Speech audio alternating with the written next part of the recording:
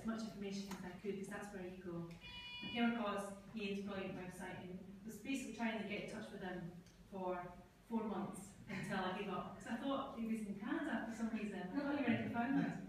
And it was only when things started to really kick off that I then telephoned the Provost office because she wanted some information on the Caribou. And the lady in the Provost office said, "Oh, but Lauren's here, she's married to Ian." I'm like, "What?" He's not in Newfoundland at all, he's in Dalrymple.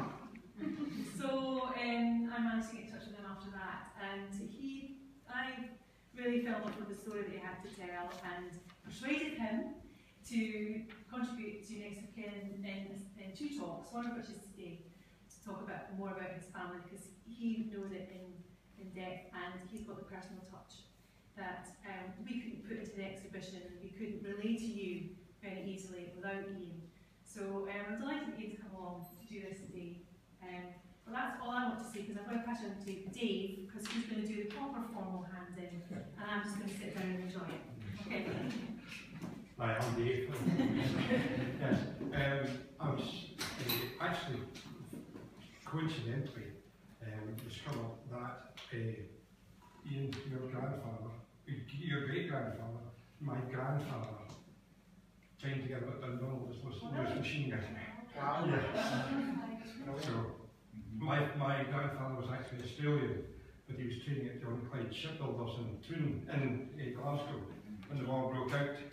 And he came to here along with one of his co-workers, and coincidentally he went to Gallipoli and then came back from Gallipoli just at the time that James Cooper was invalided out and spent the rest of his time training those machine gun men at Dundonald.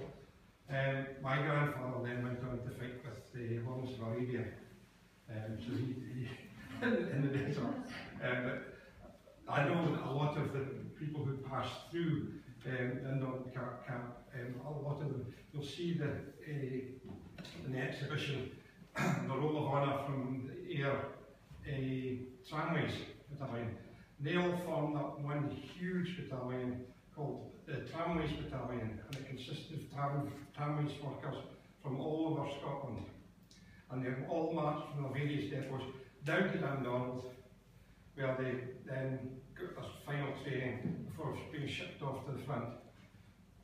So I've no doubt that James Cooper had probably trained quite a lot of them as well.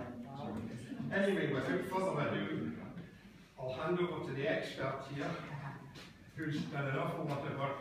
And Ian Cooper Sands, please take it away. Thank you, Dave, and thank you, Pamela. Okay, so thank you all for coming today. My name is Ian Cooper Sands, Cooper being my middle name, which was given to me from my mother's side of the family, from which my great-grandfather, James Cooper, comes from. It's a real pleasure to be here to talk to you all about James Cooper, and of course about the links between Newfoundland and Ayr. My interest and my great-grandfather all came from stories my mother used to tell me when I was a wee boy, and over the years my interest has grown much further. This has led me to start a project called Number 98, which was the regiment number of James. The project and research has led me to start a blog, leading to my contact with South Ayrshire Council and Pamela McIntyre, who asked me to come here today. So, James Cooper died in 1981. I was born in 1986. It's difficult to build a picture of a man that you've never met, but with the help of relatives who knew him and the wonders of modern technology, I've been able to construct a picture of who James was and what he went through in the Great War. The presentation will consist of a variety of material as well as spoken word from myself. I'll include many pictures and some video footage from YouTube. I apologise in advance, some of the YouTube footage isn't the best quality, but it does work nonetheless. So James's story starts as a young boy growing up in St John's, Newfoundland. Newfoundland was a British Dominion, and at the time of war breaking out in 1914, its population was roughly 241,000. Like many others from Newfoundland at the time, James could not read or write, and having been born in 1895, at a time when the fishing industry and seal hunting was the main source of income for many of the islanders, it made sense that James would follow this path. My Aunt Jan, James's granddaughter, recalls, he used to talk of the seal hunting. He didn't like it, but it was a way of life and had to happen. He said the seals looked as if they had tears in their eyes as they were being caught. Of course, this is not a pleasant thought, but a harsh reality of life in a colony some 100 years ago. When the Titanic sank in 1912, James would have been 17 years old. We don't know how long at that point James had been working in the boats, but we do know that he was at sea on that fateful day on April 15th, 1912. My Aunt Jan recalls James speaking of his anguish when the Titanic went down. The fishing boat he was on was so close to the gigantic ship that it was so misty that James and his fellow fishermen couldn't see 2 feet in front of them, though they could hear.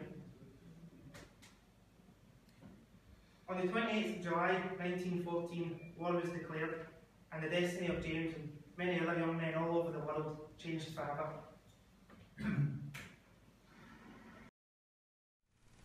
The clarion call for volunteers goes out across the nation and throughout the empire, wherever people feel loyalty to Britain. There is no place more loyal than Newfoundland. Home to just 250,000 people, the island is Britain's oldest overseas territory.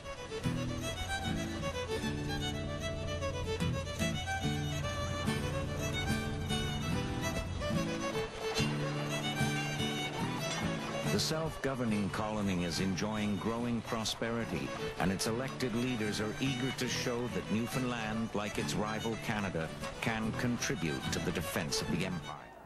The reply from England? His Majesty's government gladly accepts the offer of the Newfoundland government to raise troops for land service abroad. So much for officialdom. The real story is told in terms of what was taking place on the streets of St. John's and reaching into the outports. The young cadets enlisted almost in a body. Other recruits were trickling in, carried over the island railway or by steamer or sailing ketch. One recruit described the scene at the headquarters of the Catholic Cadet Corps. We fought each other to try to get to the head of the line.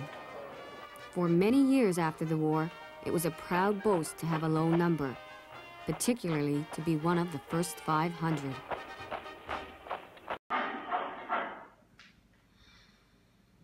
And so James Cooper was one of the first 500. As I mentioned earlier, he was number 98, enlisting on September the 2nd, 1914. A proclamation was issued on August 21st, asking for volunteers, men between the ages of 19 and 35, who stood at least 5 feet 4 inches tall, and were willing to serve abroad for the duration of the war, but not exceeding 1 year. Less than 1 year, because it was widely believed that the war would only last for a few months. So the new recruits began their life in the newly formed regiment at Mount Pleasantville in St. John's. Pleasantville had been the city cricket grounds, a level expanse of green on the south side of Quidi-Vidi Lake. This became the scene of a bustling encampment. Tents sprang up, kitchens were installed, latrines dug. The War Office in London was unable to furnish uniforms, so local clothing manufacturers were commissioned. The result was ill-fitting but serviceable uniforms, and the blue puttees, a dress distinction from any other troops who served under the British flag. So you can see here in this picture of James with his wife that the uniform is rather smart.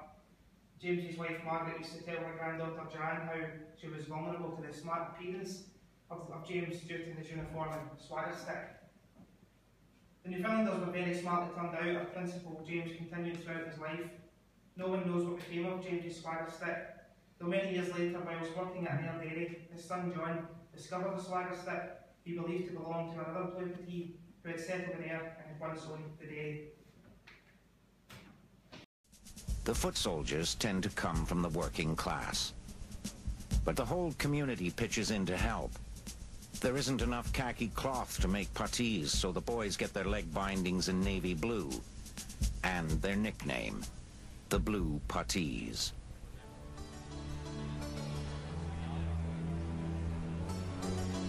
And for a regimental symbol, they pick the Caribou. The evening before the boys are to leave, the Women's Patriotic Association puts on a big show for them. One of the vignettes portrays a mother offering her sons to Britannia.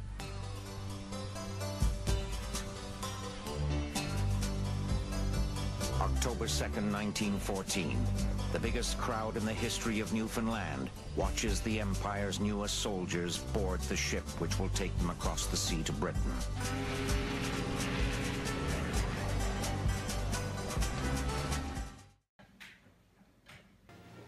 The SS Rozelle, which regularly sailed the St. John's, Halifax, New York run, stood ready to transport 500 men and 25 officers to Great Britain. The charge was $36 for each enlisted man and $56 for officers. The captain hoisted anchor at 10 p.m. and the crowded vessels steamed slowly through the Narrows into the Atlantic. It was just 2 months from the day that Britain had entered the war. Every man who reached the Dardanelles and later was to fight in France was there because he wanted to be. This was a volunteer force in every sense of the word. So here we have an image of the first 500 leaving St. John's on board the SS Rozelle destined for England. I have reason to believe, though it's unconfirmed at this point, that James's father Joseph was also on board the SS Rozelle with the first 500 as a member of the crew. The governor cabled to the mother country. The men have been enrolled from all ranks of society. They are of fine physique, rather short in stature, but thick-set and enduring. They are also handy men and very hardy and accustomed to hard work and little food. With almost no exceptions, the men are abstemious. They will render a good account of themselves. Little did he know how much the Newfoundlanders would have to rely upon those characteristics in the years ahead.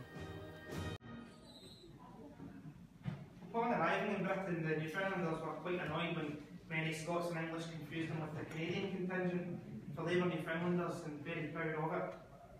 So James found himself stationed in Ayr, and as you can see from the image here, the troops were based for a time at Newton House. But they also spent some time at the racecourse, and here they are at the racecourse farm. James wasn't part of the band, but here you can see a picture of the band as they were in Ayr. During wartime, people made the most of what they had, and no doubt a band would provide distractions for members and audiences alike. Now, Newfoundland was very grateful to the people of Ayr for the way in which they had welcomed their boys and made them feel at home. As a token of their goodwill, a gift of a caribou head was presented to the town of Ayr on a visit from Newfoundland's Prime Minister in 1916. And this very caribou head is in the room next door. I'm sure you've all had a look at it already. So news came that the Canadians were off to France. Still, the Newfoundlanders waited on, frustrated at the delay. They feared the war would be over before they could strike a blow. They had only been asked to enlist for a year. 10 months of it were already over. And they were still in a peaceful camp in Britain doing routine duty. But finally, they were to get their turn. After a cruel twist of fate, in which the Royal Scots Battalion were involved in a train crash, resulting in 442 soldiers dying, the Newfoundlanders were called upon. The soldiers were offered the choice of going back to Newfoundland at the end of their year of service, or enlisting for the period of the war. Every man enlisted. They expected to be sent to fight Germans in France, not Turks in Gallipoli. But it's still the enemy. May we do our part and bring honor to Terra Nova. It will not all be fun, for my opinion is we have had the best of it so far, and now comes the sterner side. What we shall have to tell you all when we get back, and please God, we hope to all return again. Yours truly, Frank Lind. September 1915. As they approach the dry hills of Turkey, the men hear the rumble of the guns for the first time. The British are trying to open up a sea route to their ally Russia. But Gallipoli has been a disaster, with 200,000 Allied casualties, many of them Australians and New Zealanders. The Newfoundlanders joined British regulars, dug in below the steep hills, all held by the Turks. Now it becomes real. At present, the shells are coming fast and thick. If it were not for the dugouts, a man would have to stay in the open ground exposed until a shell dropped near him, and then he would likely go somewhere else, in sections, which would be rather unpleasant. Frank Lind. Newfoundlanders want action. They ask their general for permission to storm the hills, single-handed. What the men expected was a chance to prove themselves in battle. What they get instead are hardships like the lice that make sleep impossible, or the vermin that infest Walter Tobin's food.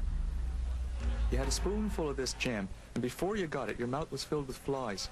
You'd try to brush off as many as you possibly could, but you'd eat some of those flies. The men get dysentery, enteric fever.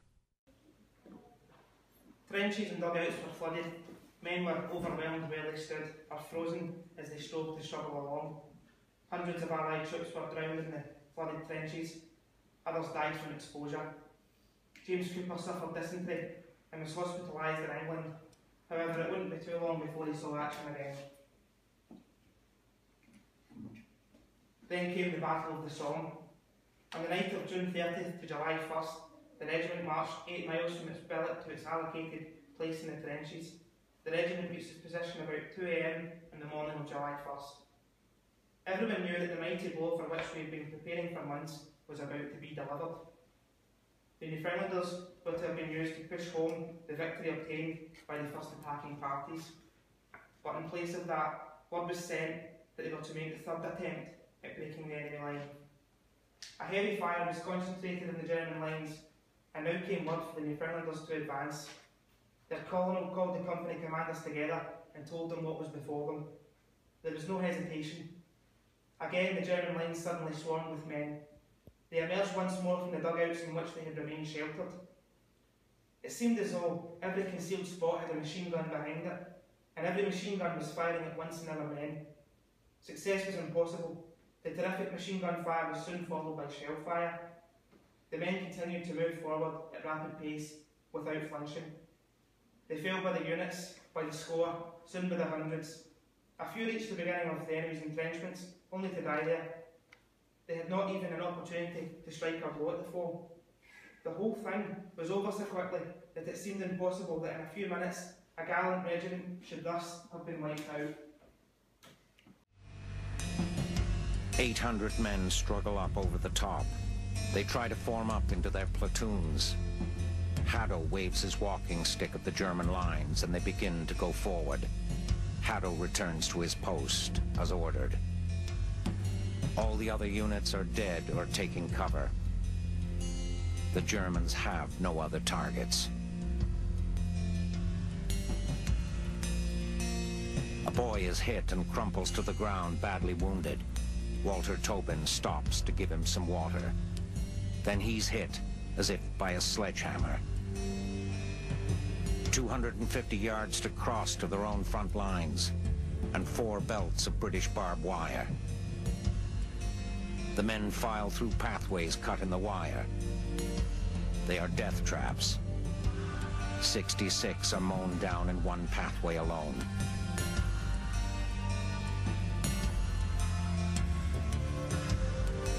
Jim Steele avoids the alleys, tearing his puttees on the barbs. The men keep going. The only sign that they are under fire is that they tuck their chins into their shoulders, as though they are struggling home through a blizzard coming in off Cape Spear. They reach their own frontline trench, down to the trench, up the other side. A lone tree stands at the beginning of no man's land. There, Frank Lind's hit full in the chest. He dies at the base of the tree. Jim Steele makes it out into no man's land. All the German fire pours into the men that are left. 20 men become 10. 10 become 5. Jim Steele reaches the German wire, uncut by the artillery. He takes out a grenade. Then he is hit by shrapnel. He falls. It is 9:45. Not one man is standing. In about half an hour, the Newfoundland Regiment has been destroyed.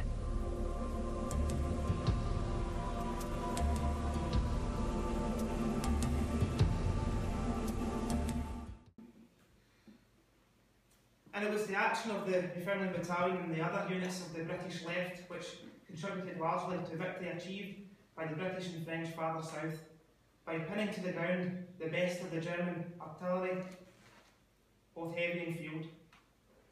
The gallantry and devotion of this battalion, therefore, was not in vain, and the credit of victory belongs to them as much as to those troops farther south who actually succeeded in breaking the German lines.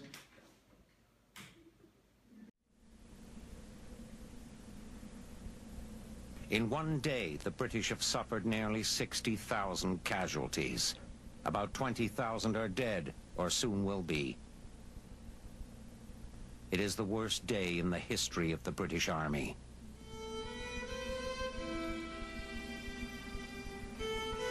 And of all the units, none has suffered greater losses than the Newfoundland Regiment.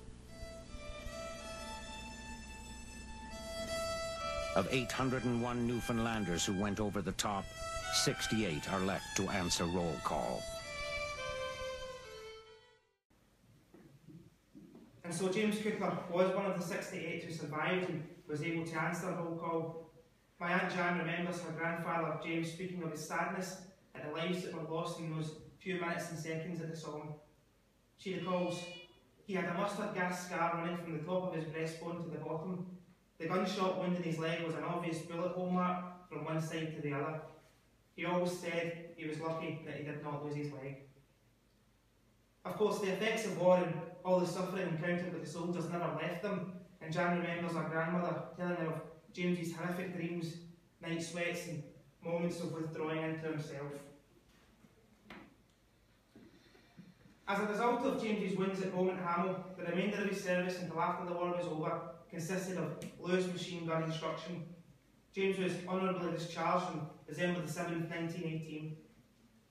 When a war as grand as the scale of World War I occurs and soldiers are stationed in far from homelands and bases, it is inevitable that new relationships will form which otherwise would simply not have happened.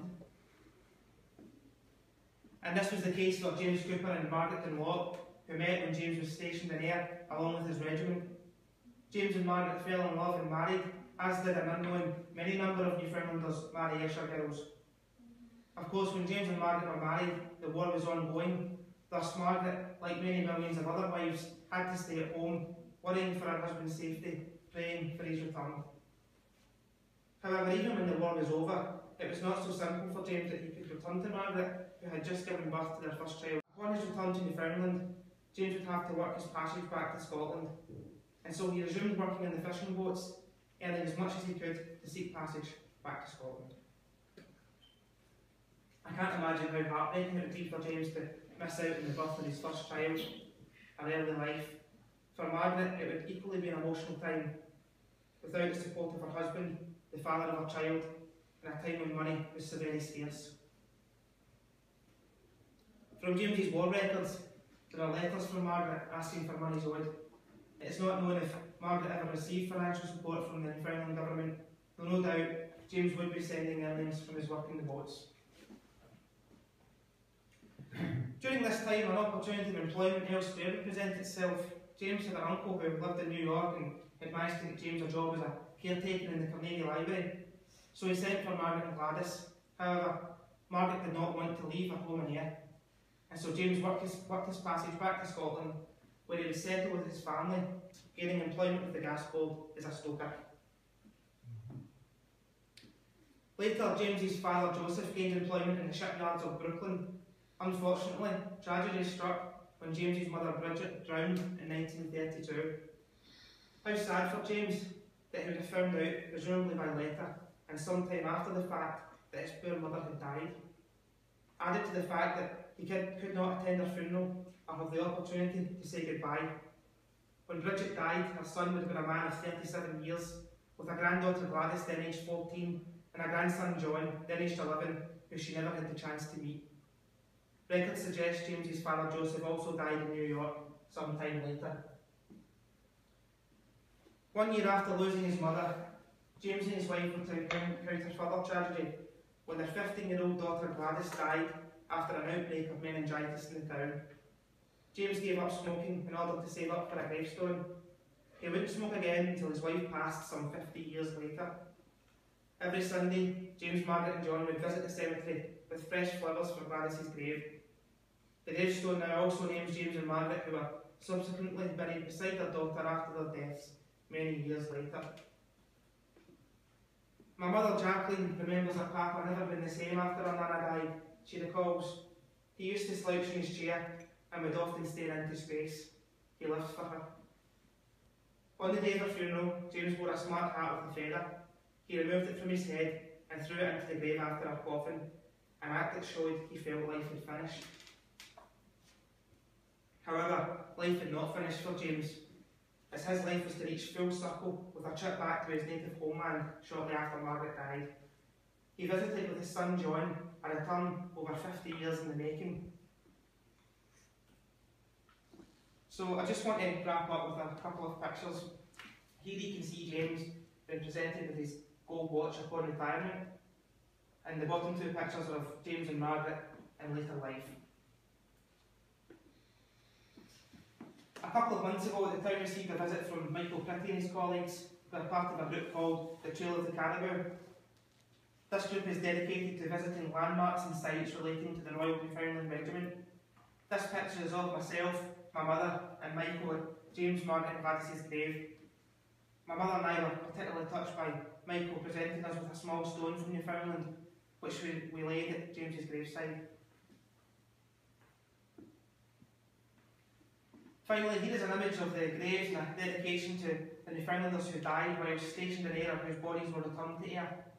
If anyone would like to visit this site, please speak to me and I'd be happy to provide directions.